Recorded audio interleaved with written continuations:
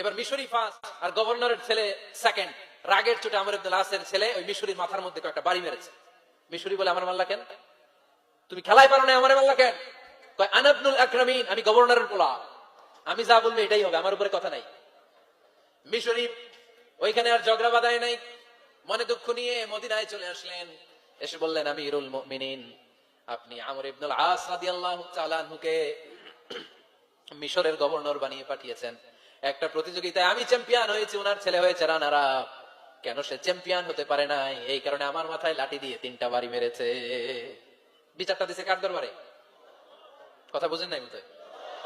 ওমর ফারুকের দরবার। ওমর ফারুক বললেন, তাই আগামী বছরের অমুক তারিখ আমি সব গভর্নরদেরকে ডেকে হিসাব নেই, তো ওই দিন তুই থাকবি, পারবি না? মিশরে বলে, পারবো মানে অবশ্যই পারবো।